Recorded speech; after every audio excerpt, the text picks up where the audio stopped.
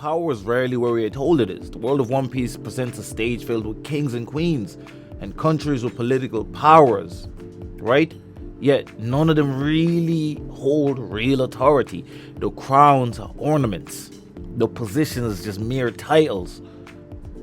Power rests in the hands of the unseen figure in the shadows, whose name cannot be spoken of outside of those mysterious dark rooms where these meetings take place in. And their presence, when anybody states it, is denied.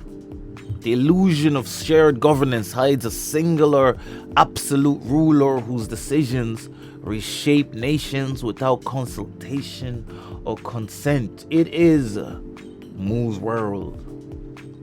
When we look at our own world, the parallels become uncomfortable. We pretend that presidents and prime ministers and parliaments, etc., lead humanity.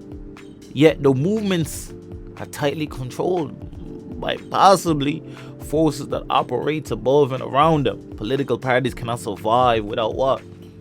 Big moolah, big money, big cheddar cheese funding.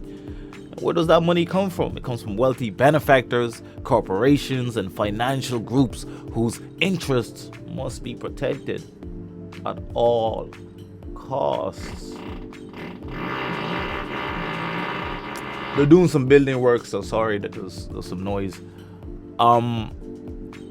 Even if that means war, doesn't matter, right? Now, every promise made to the public by the people running these political parties is balanced against the demands of those who write the checks.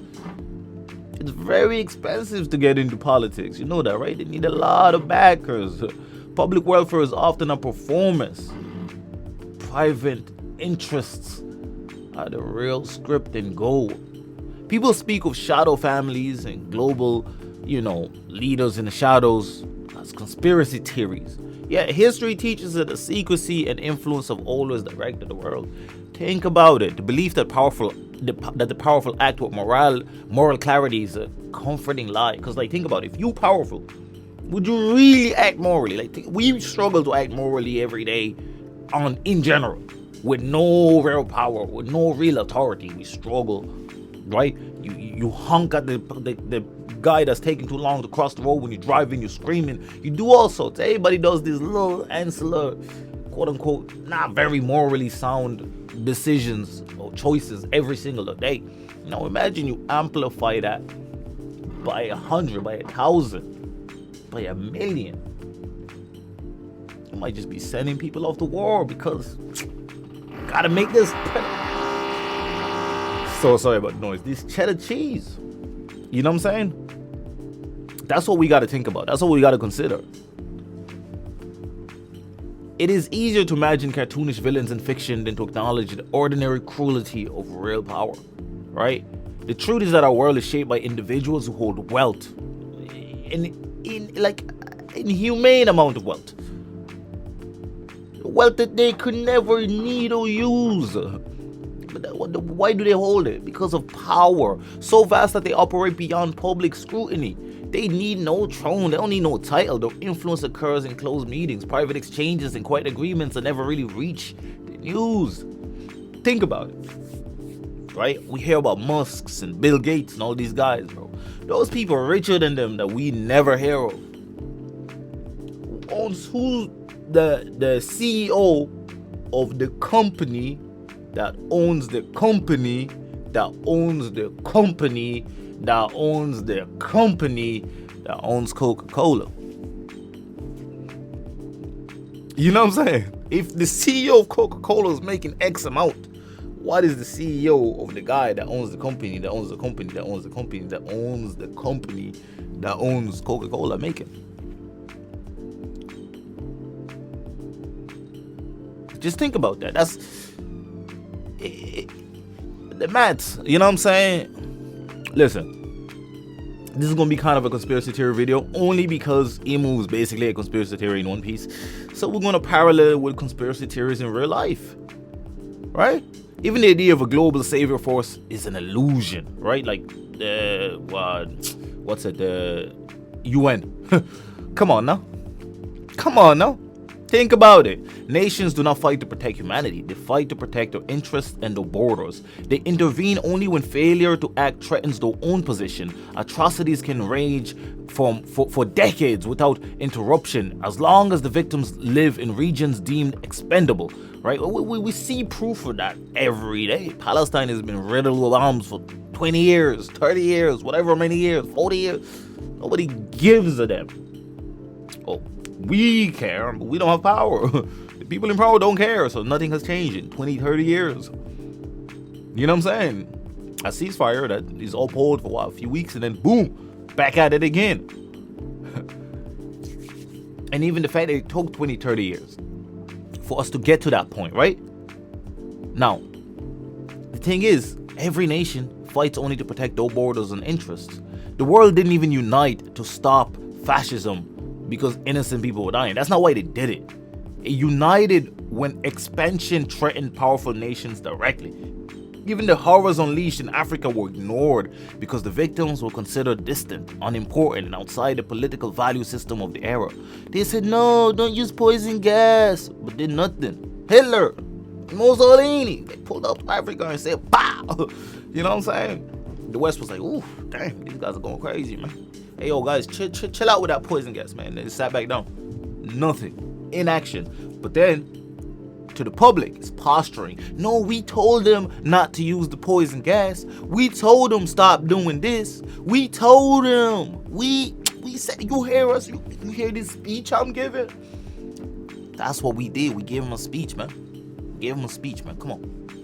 What else? Come on, man. We see the same logic every century. We see it in slow response to genocide, in the refusal to act when economic gain is at risk, in the convenient excuses used to justify inaction. Morality has rarely determined the actions of powerful nations.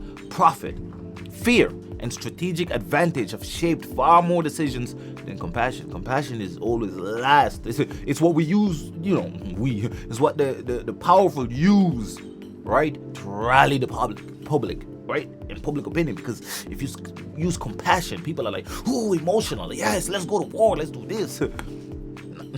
Listen, you know the rest of the numbers. When history books present heroic narratives, they are simply polishing the motives that were never pure in the first place. Right? The Marines in One Piece commit atrocities under the banner of peace and justice. Yet our own world is no different.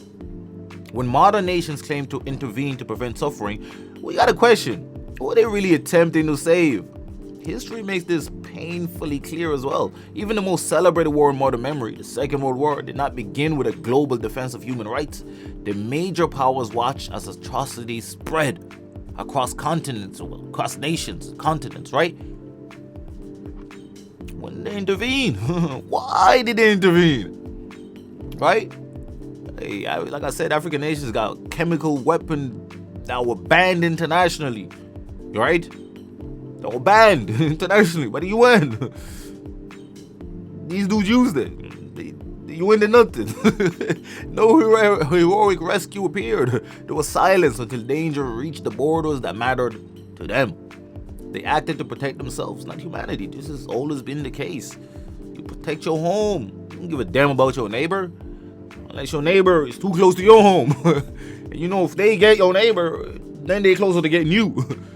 This is the pattern repeated again and again. Slavery did not end because empathy triumphed. It ended because economics shifted. It ended because empires discovered that an enslaved workforce was less profitable than an industrialized one, right? And because public moral outrage became a convenient rallying flag rather than the core motivation, political powers dressed their intentions in noble language because they unified people.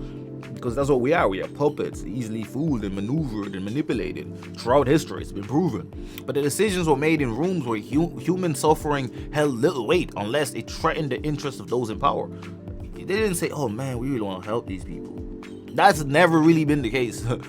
In One Piece, the world government lies constantly, the same ways as ours do. Rewriting history to appear righteous, the same ways as ours do.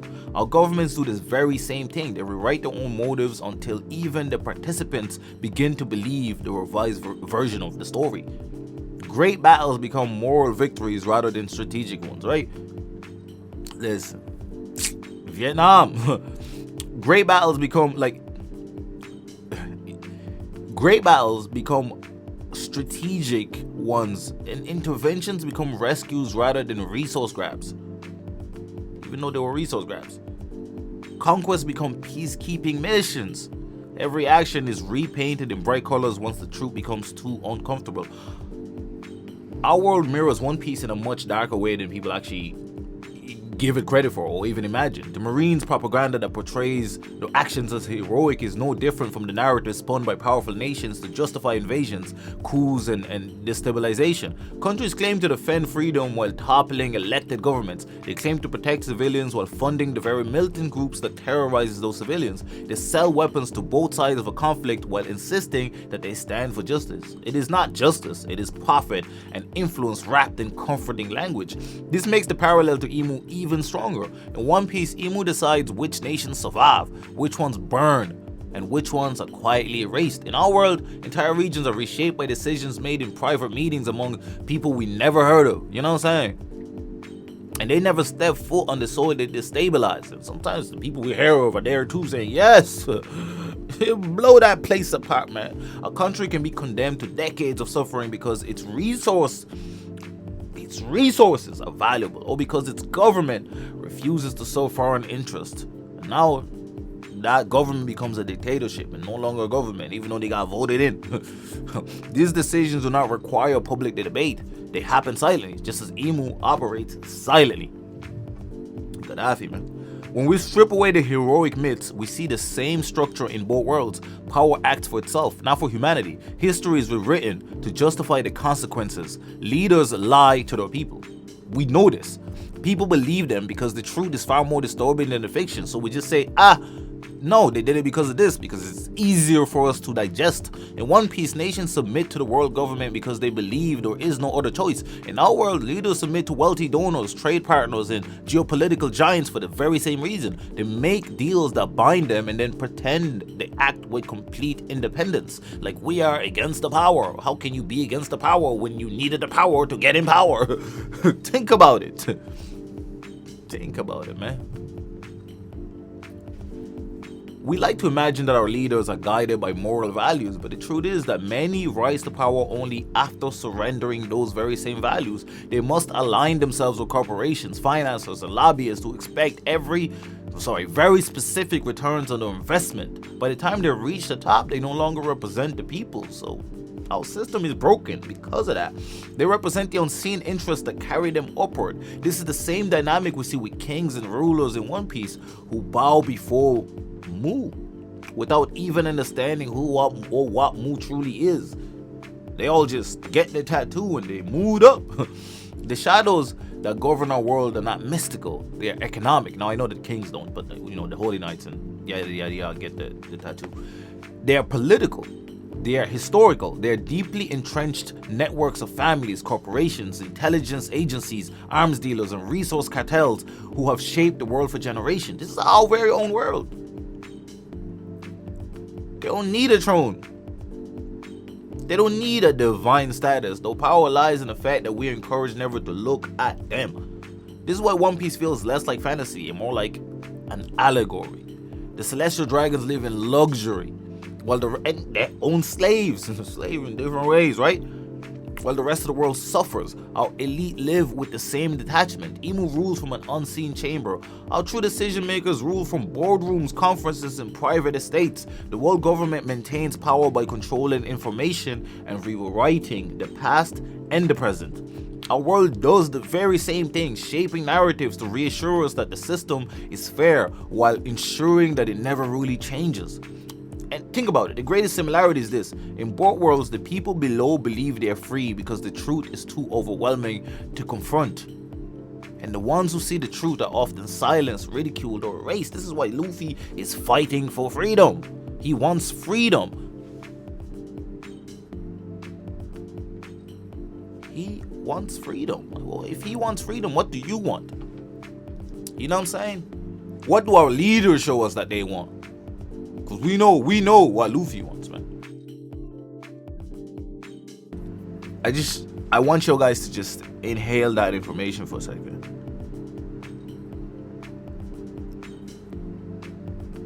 the world of One Piece is not really exaggerated. It's honest. Obviously, he has superpowers and exaggerated in that manner, those powers, right? But in terms of how things actually functions, the puppeteer, Emu doesn't maintain the illusion of democracy because they believe in fairness. They maintain it because the illusion keeps the population silenced. Our world functions in exactly the same way.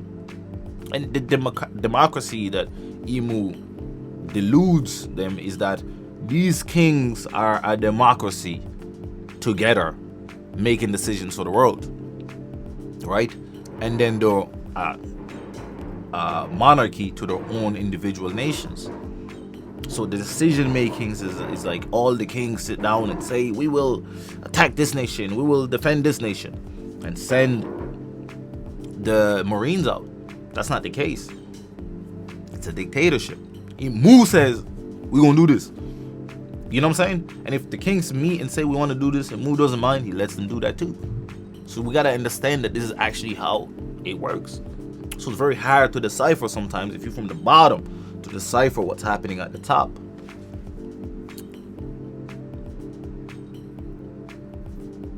Our world functions the same way, man. The narrative of democracy, the myth of leadership, and the ritual of elections all serve to reassure the public that they control the destiny. Yet, the real decisions are made by those who do not need votes. They don't need to face any elections. They don't have to answer to the people whose lives did they change. This is why the parallel between our world and One Piece is unsettling. The story is not about fantasy. It is about reality presented through another lens. It is about the structure that thrives in silence, the figures who operate in the shadows, and the systems that maintain themselves through deception. Move rules without being seen. Do you really believe that our own rulers don't? Sometimes you wonder, right? A leader gets in charge, and the whole manifesto was to do this one thing. Then they get in power, and that thing is never done. Like, how they were in power? How are they not able to do that thing? What's stopping them from doing that thing? Who? What? Man, we getting too conspiracy. All I know is that One Piece is Moo's world, and he's a Joy Boy. Our world is Moo's world, and we don't get a Joy Boy.